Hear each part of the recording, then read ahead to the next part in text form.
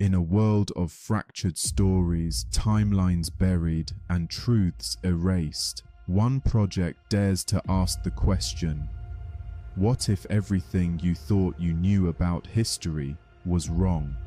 This is GTR, Genesis, Timeline and Roots.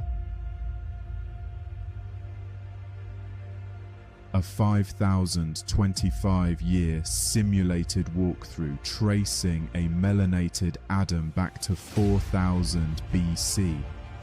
Over the last decade, new revelations confirm a black origin for humanity, from European vaults to tribal memory, Babylon to Britain.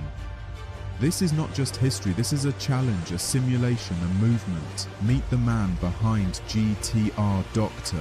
Wilton MacDonald II, Caymanian, British, Jamaican, haplogroup E and stateless for 26 years. Now a global explorer, 119 countries and counting. A hedge fund lawyer, a UK chartered accountant, a seeker of the lost archives of our people. But the question remains, if all black people came out of Africa, does that make us only African? Or are we also European, Scottish, Native American, Jacobite Hebrew, Asian? GTR exists to answer that question. You've felt it your entire life, that there's something wrong with the world. A splinter in your mind. That splinter has brought you here, to GTR. Whites can't trace their roots before the 1800s. Where's ours? Where are the tribes? The languages, the kings, the queens, the true Hebrews? Where did the giants go? Where are the Neanderthals? Angels, aliens? Why do we speak in so many tongues? Was Babel just a myth? A memory? History has holes. Hollywood has lied. The system was never made for us to remember. Only 5 to 8% of people today are white. And what about the 1800 stories and postcards of the cabbage babies? But nearly all history books center their story. That doesn't add up. Atlantis, lost cities, vanished civilizations, or were they erased? Try GTR. Take the red pill and awaken to the truth of your ancestors. Or take the blue pill and keep dreaming a fantasy. GTR. A simulated walkthrough of Black Hebrew history and eschatology. This is the beginning of remembering. This is your host, Dr. Wilton MacDonald II, and this is episode 19, GTR, Genesis, Timeline and Roots. And today we have a very interesting guest I'd like to present and introduce, all the way from Kenya, Sarah Okeyo. I hope I didn't butcher your name, Sarah, but please welcome to the program. Welcome to GTR, Genesis, Timeline, Roots. Sarah, take the floor. Thank you. Thank you. Thank you. Thank you. Well, tell me about yourself. And I'm presenting an image and a picture on your page on the Miss Commonwealth Kenya. So please tell me a bit about yourself and the role that you are currently working in and you have assumed as the Miss Commonwealth Kenya. My name is Sarah Akinyi Okeyo. I'm from Kenya. I'm 24 years old. I'm the reigning Miss Commonwealth Kenya My role goes till 2027. So about Miss Commonwealth Kenya, I am the face, and also a goodwill charity and culture ambassador of the Commonwealth. Yeah, so I work with young people a lot. I advocate for causes that are close to my heart. I'm feeling great. My name is Sarah Akinyi, and I'm the reigning Miss Commonwealth Kenya 2025. The show was beautiful. It was just amazing how the different designers had a message to send, and it's so beautiful that in Africa we also have like what we see in Vogue. Yeah. It's just beautiful. Fashion lovers, if you have a dream, come and express it to us. Speak to us in the art that you resonate with. Yeah, today it was just beautiful fashion from Kenya, and yeah, that was a good show. To the girls, go for your dream. It does not matter. If you have passion in something, go and explore it. You can be more than one thing. You can be a leader, you can be an artist, you can be a musician. Just explore your opportunities. You never know where it's going to get you. Thank you. And we met Sarah at the Nelson Mandela Leadership Institute in Kenya, Nairobi, in the first week in February. And you were vocal, you were an active participant. So what's it like for me? I presented a separate episode just to provide a little background into that summit. Now, before we do a deep dive into you, your projects, your interests, your passions, tell me a bit about what you took away from that leadership summit last month in Nairobi. The biggest takeaway was start with what you have. You don't have to wait for someone to create a platform for yourself. And it deeply resonates with me because I started with what I had to get here. So yeah, that was the biggest takeaway for me. And it was really nice to have young people come and meet professionals like you. And yeah, it is inspiring. And one thing that Ndaba Mandela said to people said, we know we have Africa and it's diverse. There's a lot of people commenting about what to change and how to move Africa forward. Again, I have my own very, quick points about trying to empower, make Africa more federation, remove the restrictions, capital goods services, create their own currency, their own federal gold-backed currency. There are different things that can really make products in Africa and have it made in Africa. And so one of the things that Ndaba was saying was that the youth should get involved in government. They should knock on doors. They should press to be a part of every branch. We could, any ministry of starting with education. Then you could move into areas of welfare. You could look at tourism, all the ministries, finance. Why not? You need young people and youth representation. So in those comments that were made about the youth, how would young people go about getting involved, as far as you know? Because this is like that Gen Z, Gen Alpha, Beta now generation, where they're involved in social media. How would youth be able to get involved in Kenya as you see it? Actually, the youth in Kenya kind of amaze me. Last year there was protests that was mainly done by the youths in Kenya. So many people have their own ideas of why they were getting involved. And they were coming for the leaders. They wanted more accountable leaders. And it's so amazing that some of us realize that we are the leaders of today, not tomorrow. And there is also part of the youth that feel like, we cannot make a change. But actually, the youth have the same voice that our parents have. In fact, like we are our parents now. Most of them are retired. They're getting out of touch. They're just tired. And also the youth, we have a big number, and those spaces are there for us.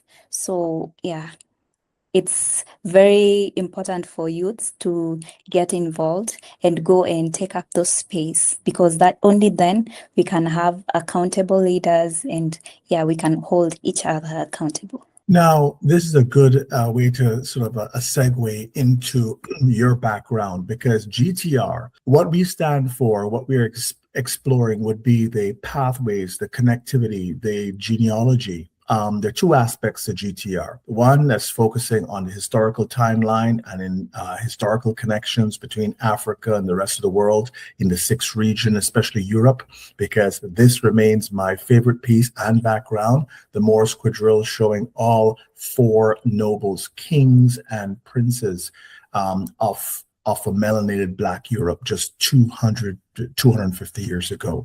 A lot of people don't grasp it. But I want to get a really bird's eye view into your ancestry, because the GTR is focused on history, but then there's a genealogical component where we're looking at family trees, and I looked at mine extensively. So tell me about you growing up, and what was your family like, and how far back you can trace your own roots there in Kenya? How many generations can you go? I'd love to really hear about your story, your mother's side, your father's side, and their names. It'll be just good to put this in context.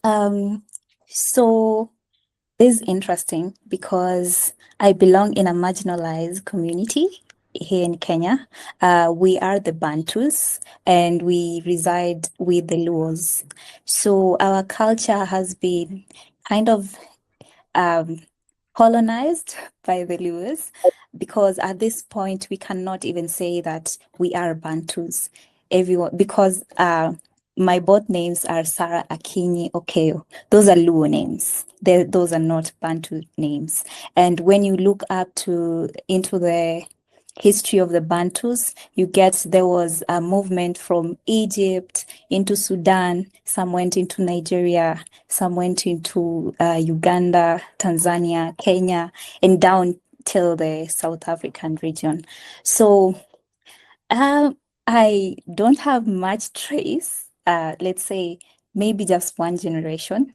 And both my mom and dad are both Bantus, but we lived in the Luo community. Yes. So For your father's, like your father's father, do you have a name, and do you know where he was born, for example, your father's father? oh, that's interesting. My father's father, I know the surname. It's called Okage, and he's also in somewhere in the Luo community. For some reason, we don't have this kind of conversations, and people feel like we are all Blacks at the end of the day. Like, why do you want to prove so much that you are Bantu? Why do you want to know that much? So it is something that is not encouraged, and people, you just get to seem like you're petty. So most of us, we just know, oh, we are actually Luos, we are Bantus, we are this, and that's all. Yeah. And also when you look at how we are taught in school in history, we are not taught so much about that. We are taught about great leaders like Raila Molo, Tom Mboya, and that's it. We don't go so much into the roots. Yeah. You know, Sarah, you hit on a point there, and a strike a chord in me, because I'm 50 years old, and I'm still trying to get from my father information. It's like trying to squeeze wring a rag, and I'm wringing and getting nothing back from it.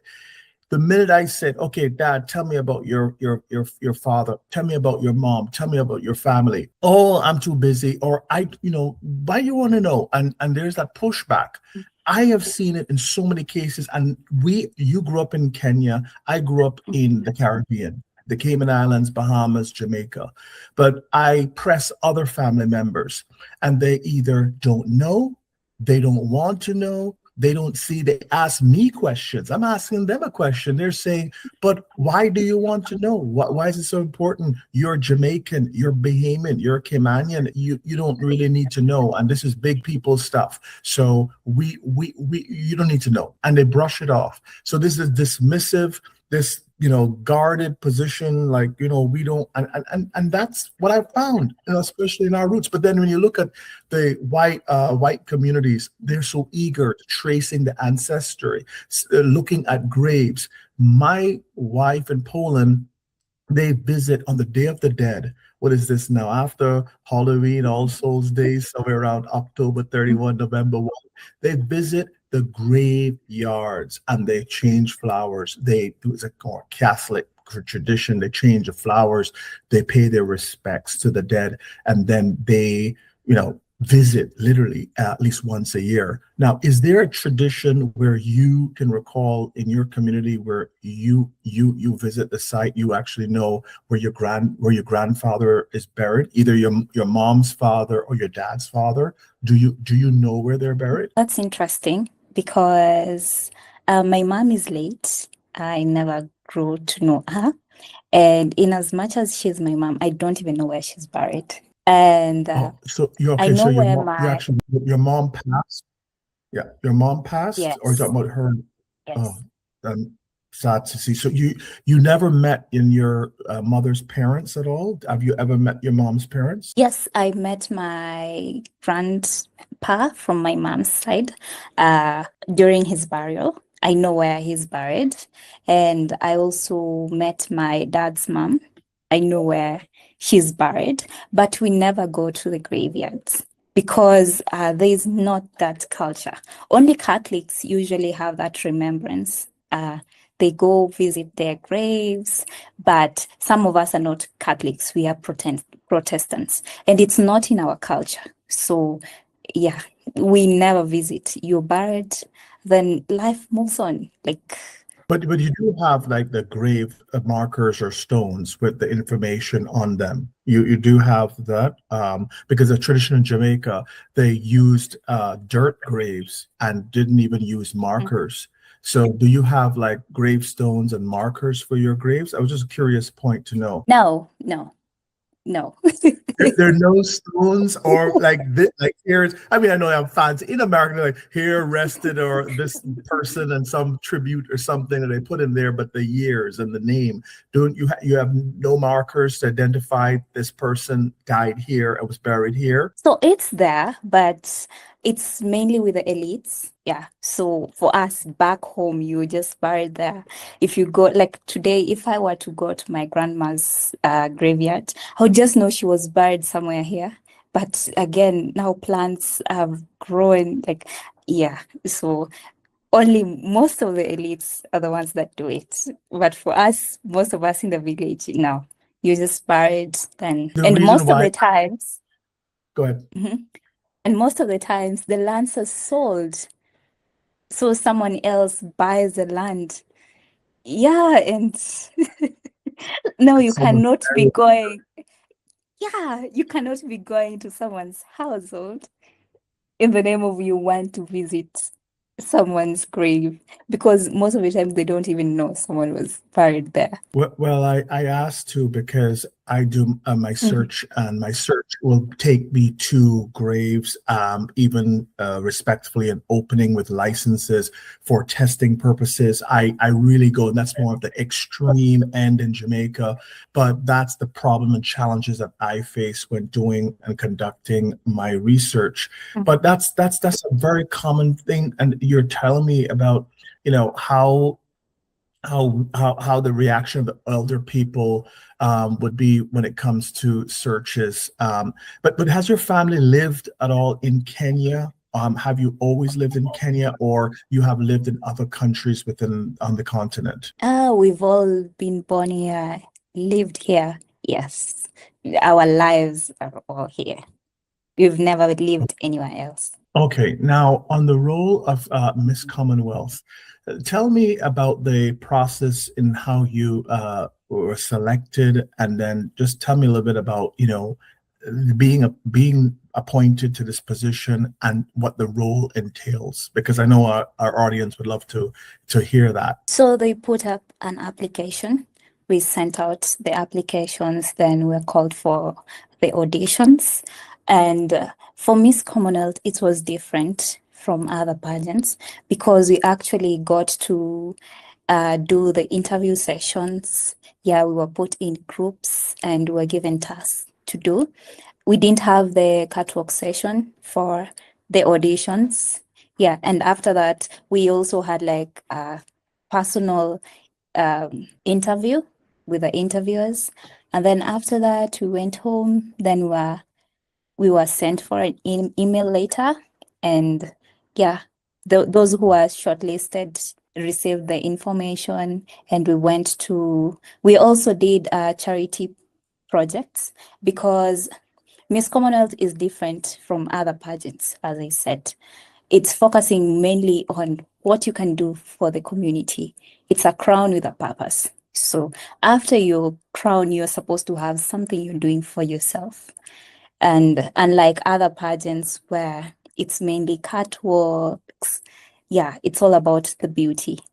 So this one was different. We had to be assessed on the projects that we were having, and the best project definitely won.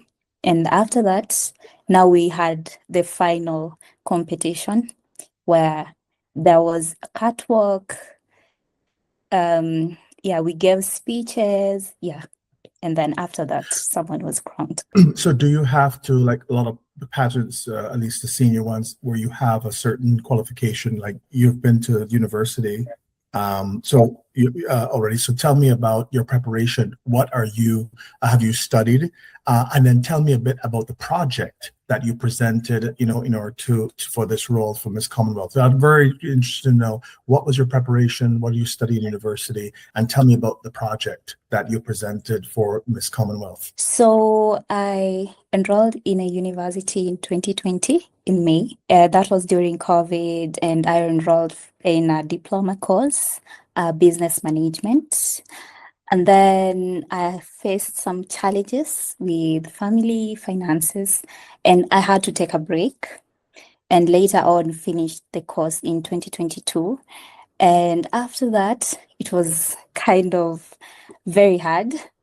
Again, my family and I, we kind of went separate ways, and there was not that funding. So I really tried to go back into university and do something, but it was very hard as a young person.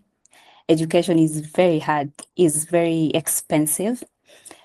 So after that, I tried doing something, and it was very hard. It's still very hard to go out there just figuring things out with your diploma course. And there's so many people with their bachelors and all that. But at the end of the day, you have to do something for yourself.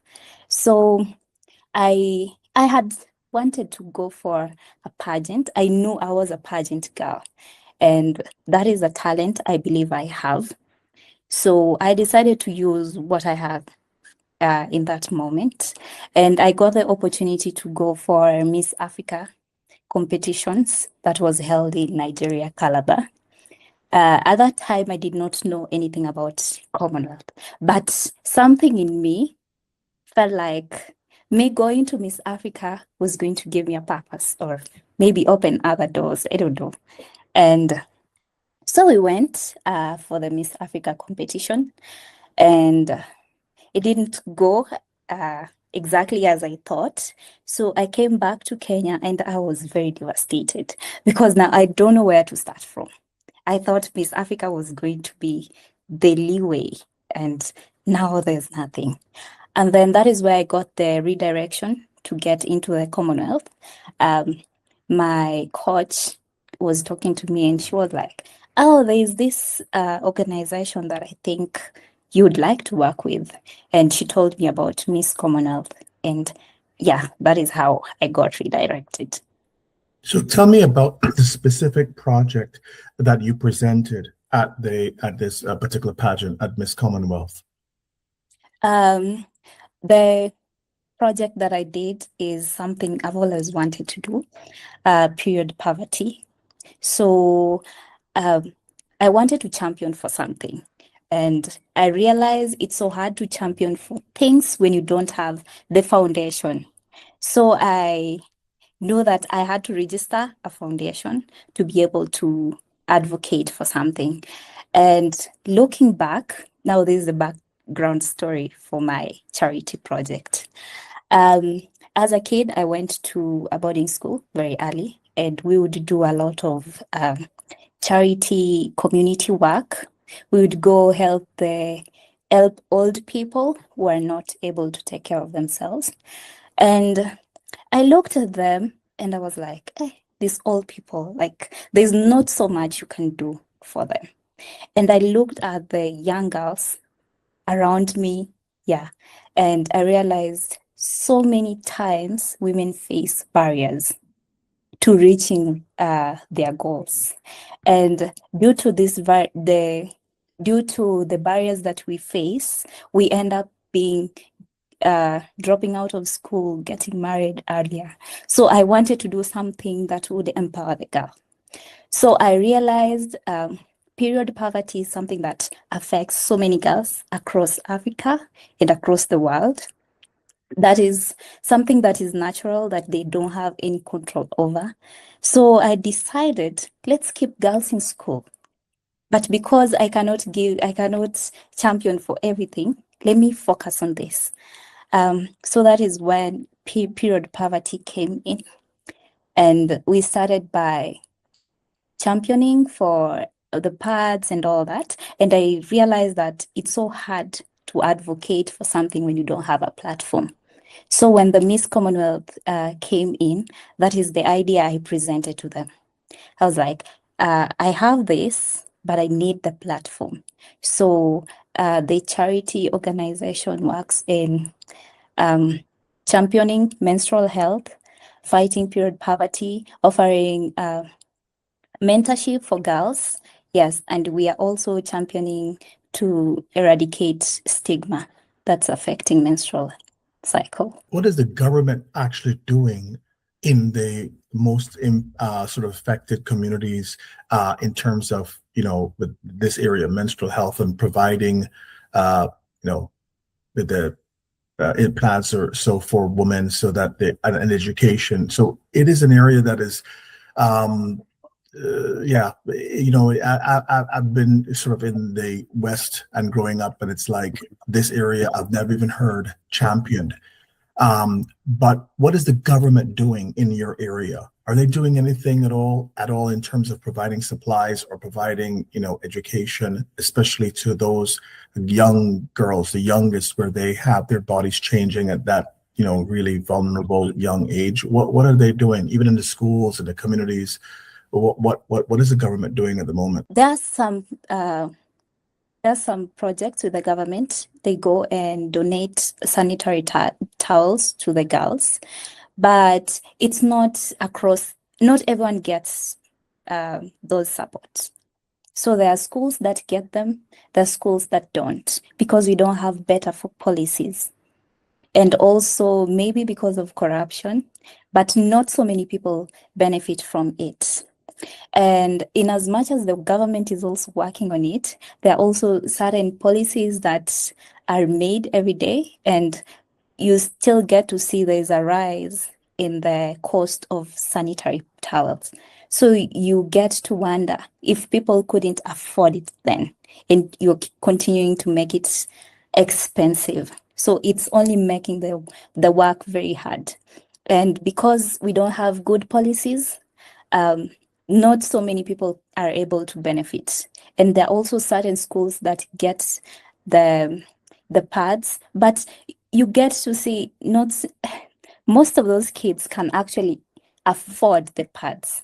And now you go back to the rural areas, and there's so many girls who, to them, pads is a mystery. They don't even know like it exists. They sit on the soil because that is what they know. So when they are in the menstrual cycle, they go out and sit on the soil. Some of them use mattresses. Some of them use newspapers, and it's so very sad. And most of them drop out of school and go and get married because they just needed someone to buy them parts. And if you look at it, that is how so many girls are stuck in abusive environments, because they don't have the papers and they have the babies and they cannot support themselves. So they are left to be dependent on someone because of finances. And when the abuse come in, they are not able to walk away, because where are you going with 3 kids or maybe 4 kids, or even if it's 1 kid, you cannot put this kid through education. And also, in as much as the government is supporting with the sanitary towels, there is also a big elephant in the room: stigma. Stigma is actually affecting so many girls, and it's not even talked about. Because, when you read science, that's something natural, but then people don't want to talk to you because you're dirty. At times, you're viewed as, oh, you're going to get pregnant early. So this is something that makes girls feel like they're less of a person, they're not worthy. And now every time when they're having their periods, they have to sit back. And that is how they don't have courage. They cannot speak up because now they just remain timid, because they know, oh, they're not deserving. They have blood and all that. So stigma is something that is actually very few people fight to eradicate stigma. And what my foundation is doing, because stigma is a big part of it, we are actually bringing in the boys in our conversation. Because growing up, boys were told, oh, go outside, girls want to have the conversations. And the boys don't know what it means to be in the menstrual cycle. And now after that, they go and mock the girls. And they mock the girls because they don't know. No one tells them. So maybe they feel left out, and now they actually contribute to stigma. So many things, and I was just come out and say it. A lot of people in the West. I grew up in the Caribbean, the Western Caribbean, which is even more affluent. The countries like Cayman, Jamaica, Bahamas, more affluent than the Eastern Caribbean.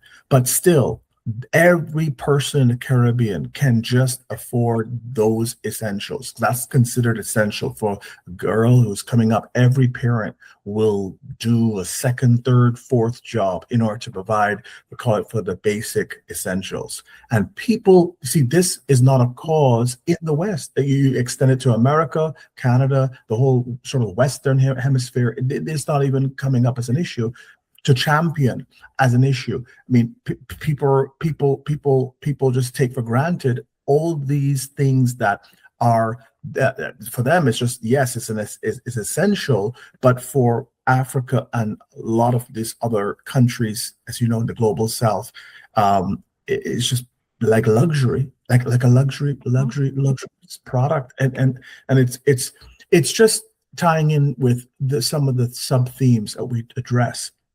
The economic stories of Blacks, and also the image. My episode, the one that's going to feature this coming Saturday, it's like the image of God.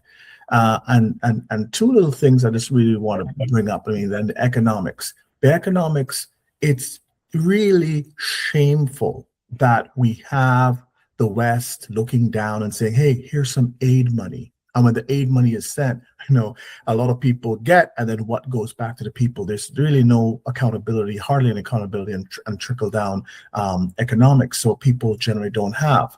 But the resources, like in the case of Africa, resources are taken and taken almost every day. The resources go out, and these countries have to battle with those issues, some of those issues, and even just hunger and shelter, where to live. And these are the socioeconomic issues that arise because of the poverty and the sustained poverty when it comes to Africa. And that must change. Africa is so rich with resources, so rich. And no other country there is, no other continent on the planet that you have these special interests claiming the lands for themselves, because after they get and they extract, very little is left for the people. So that's one thing. But the second thing, on my episode, which I marked 16 in the image of God, being melanated. And, when you combine being melanated and Black with these other social issues, it is astounding. It takes a strong person to have to deal with all of that. And so, again, to the people in the West, they don't understand the luxuries that they have with the access to money, the access to support and everything that the West offers, and the exploits and at the cost of other people living in Africa and the global South. So my episode 16 is on the image of God, but I want to speak about that in the image. You are involved in the pageantry, and we've seen all the beauty magazines out there, Vogue and all of that. Tell me about it and how young ladies even react when you see the magazine. Do you have even Black models on the faces of your magazines? Because sometimes they will do a certain edition for, say, Kenya, or edition for another African country. Do you just see the white, images from Paris, from London, from there? Tell me about the beauty magazines and what you're exposed to as you define your own self and identity as a young woman. As I told you, I wanted to be a beauty queen. And what I realized about being a beauty queen, I realized you had to be slender. You don't have to have hips, you have to be tall. And then looking at yourself, you're a girl from the eastern part of the Africa, and you are not as tall. You're 5'6", and you're wondering, where am I going to get the rest of the height? And then you figure out you cannot fit in. And at times you get to see, oh, okay, there are certain people who've tried and they were shorter, but then you realized you're curvy and there's nothing you can do about it. Your hips are broader. So you really have to starve yourself so that you can be able to fit into the European beauty standards, because that is where it sells. When you look at the pageants in Africa, it's a shame and it's sad to say it's not taken seriously. Like, we feel like we have the idea, but it's not taken serious. People look at you as a prostitute. You're promiscuous. That is why you want to go out there, walk in bikinis, and there's nothing we can do about that. So we are just going to put you into this box. So yeah, because for you, you're a prostitute. That is what you're trying to tell us. So it's so hard, because you find, especially in Kenya, I don't know so much about other countries, though I've read it's almost the same. So many young models in Africa are taken advantage of, also in the European world. But in Africa, it's so bad, because you find there's so many girls who end up quitting the industry. And they feel like if they see you up there, maybe you slept way up there or something. So it is very hard, because most of the times we use the European beauty standards. And also Africa, there is not so much the African standards in the beauty industry. And because you get sexualized. And that is not what you want. You want a platform that puts you out there, exposes you, and help you build yourself as a young woman. That's very, fascinating. What you're saying. Now, if you're looking at the magazines, the specific magazines, are they just selling in the store the typical European, or I call it European, Eurocentric magazines, or do they have editions that feature Black models? Do they have special editions? That, I mean, I'm just thinking about what the average Kenyan girl is exposed to. Do you have just whatever rolls off the shelf in Paris and London and USA, or do you have custom editions for Kenya? What do you see on the shelves? It's Eurocentric, and we've tried to have fashion shows in Africa, but again, they still fit into the Eurocentric standards. Yeah, so the African one is not promoted as much. Yeah, so most of the times it's just Eurocentric. Because they do it with the news. I mean, look at the editions like the Economist and the news media. They have portals that are just geared for those particular markets.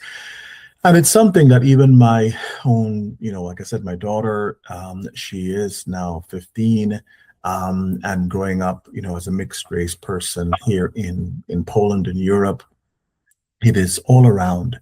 It is something that I have seen myself, just witness, just growing up in wherever you are in the Caribbean. Those are the standards that are defining us globally as Black people, both in terms of size, in terms of color and preferences. And so it's just, and I know that they have the plus model. They have some categories that they have invented, and they try to do this to make you appease and say, well, yes, that's what we're try and make it more inclusive. But the standards are not correct. Even for those living in Europe, they have to go through so much in order to fit that mold. So that's the industry that should be reformed. But we need to redefine for ourselves what is the correct standard of beauty. I have devoted myself to this kind of research. And that episode, when you were talking about number 16 in that image of God, you know what, in a spiritual way, because I know, and we spoke before, and that spiritual context is that we are missing out. A lot of people that try to tell us what that means. Oh, it's that the spirit which cannot be put reduced to a color. It's a spiritual feeling, and it's the character of God that is being reflected. I'm not disagreeing. I think, yes, we ought to reflect the character of God. But when it says in the Genesis 1 and 2 very clearly about God making man and fashioning and breathing in and doing that physical act, this is very personal. This is physical. This is just not a metaphysical event. This is a very physical, manual, labor-intensive moment that happened. It crystallized in history. And a lot of pastors, because my background, my dad is a pastor, now retired, and you talk to him, and a lot of pastors would present in the white churches, in those congregations where they are, and they can't admit to color of, say, the Hebrews, or the color of modern Jews, or the color of God's people, or God himself. They always speak to the character of God, that is shining through, and that ought to be important beyond color. But yet you can see the hypocrisy is there are billions and billions of images of white Jesus.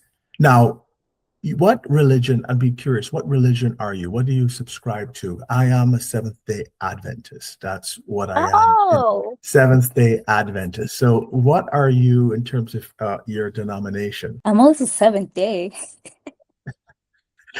Sarah, that is, at least starting, we're like, always through the interview and just finding out. I grew up as an Adventist, and maybe I've been fourth generation. My father, his mom, but my mom's Indian parents were Hindu, and then they became Adventist. My father said he was always grounded in the Adventist church. And we know this is a church that was established in the 1800s. And to the issue of color, our founder, Ellen White, was a half Black, mostly Black woman. She's described in articles and newspapers as a rather dark woman.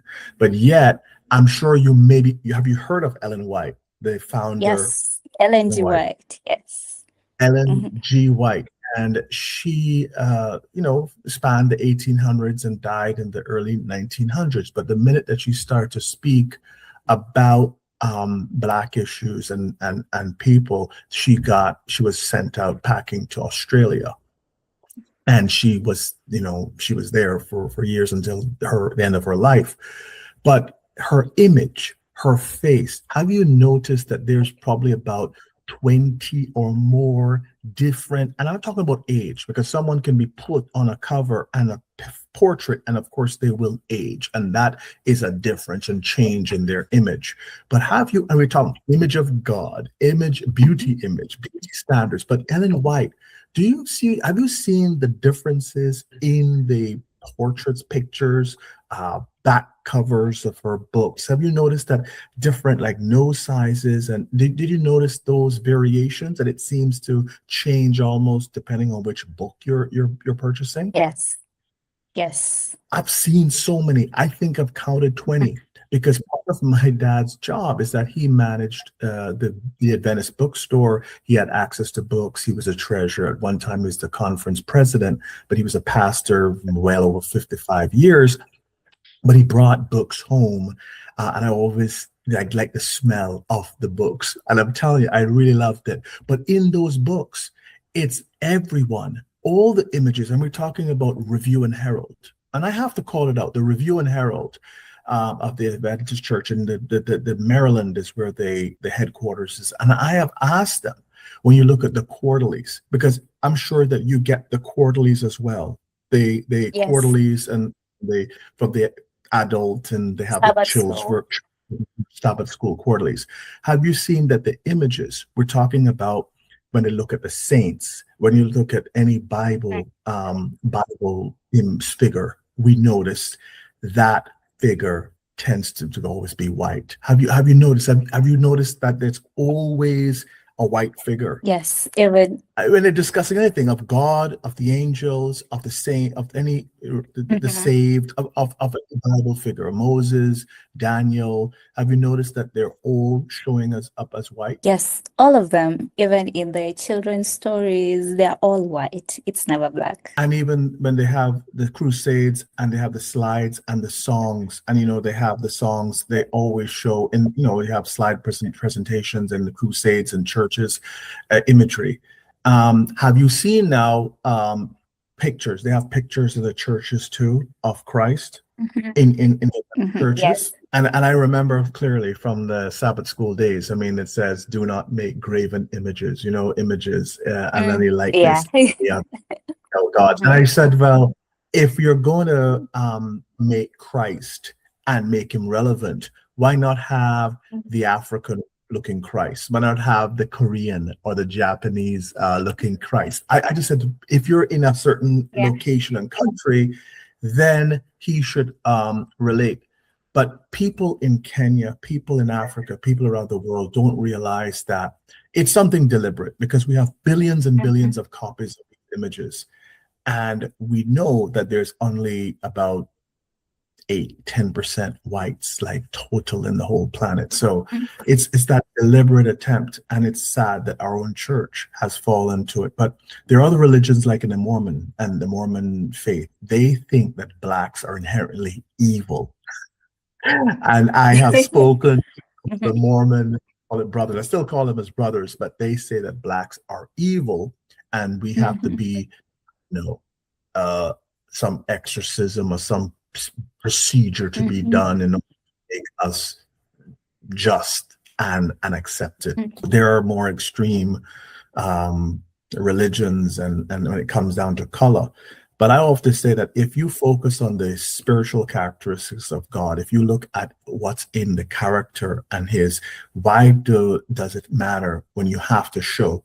A picture is 1,000 words.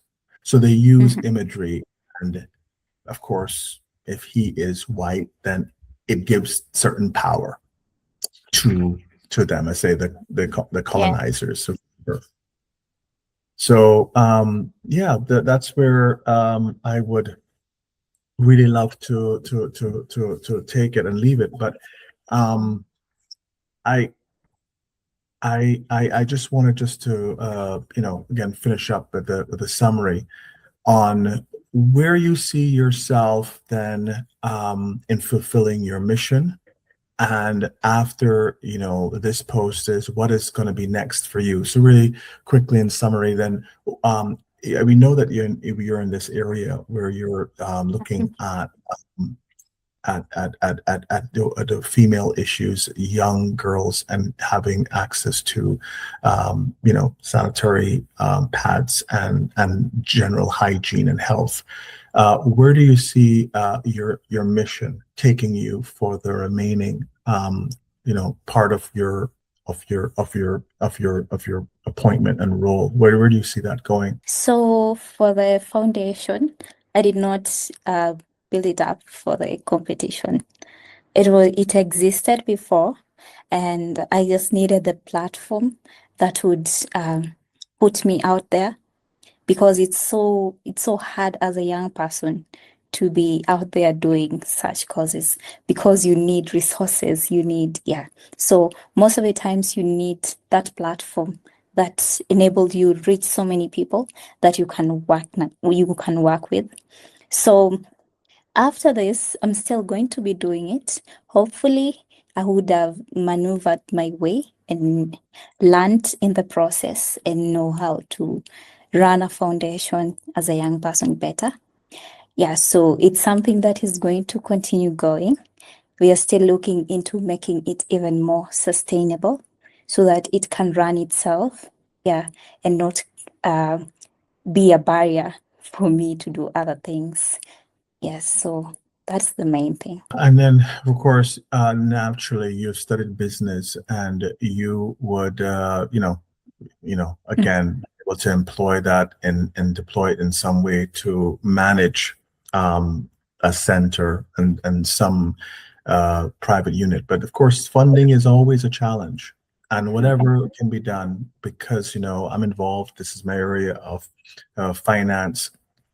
Yes, we definitely must keep in close contact, because what I wanted to do was with the Nelson Mandela Institute, to follow them. They have decided to keep Kenya as their base. And apart from Kenya, they will select maybe one or two other countries. And I think the next stop for them would be South Africa, which is the home naturally of the Mandelas. And I've been there, visited. I would welcome the opportunity to go there in person. But it's just whatever your mission and where it leads you, I would love to, again, stay connected. We are involved in several countries too. Burkina Faso is one, and then the Sahel, Niger. But we definitely like the South and East Africa. It's a different, flavor, I know. So thank you again for that and sharing. So this is Sarah, Miss Commonwealth Kenya. It was really a pleasure to speak to you, and you provided me with some insights, because we share many common things, but the whole ancestral tracing, the resistance by the seniors, by the elders to that tracing, it really struck a chord and a common chord with me, because that's the same pushback that I get, from my own closest family members. So thank you again for joining me in this GTR session. I will call upon you again soon, and we have a proper chat. I'd love to follow your journey and your mission as you help the most, let's say, vulnerable and young women. I would encourage you to have more youth join the youth and mid-government ministries, to be involved, because that would be, I would say, one of the biggest takeaways from the institute, the conference that was done for It is something that we can get involved. There's all change that needs to be made, but we can't expect leaders to make the change. I think we need to get the young people involved and start with, if it's women's ministries, or we look at the tourist ministry, or education, especially we need, or health. This is bordering on health, because this is hygiene, this is health services. We need to be able to tap in and have a seat, even if it's going to be a very far seat from the center of power. It's a seat nonetheless. We should be pressing to be involved in their activities, in their part of shaping the policies. We should just keep knocking on doors until they respond, until they answer. So again, thank you. This concludes then episode 19 on GTR. So thank you, Sarah, and we will connect again soon. Okay, everyone. Thank you so much for having me. Thank you so much. All right, take care. Have a good evening.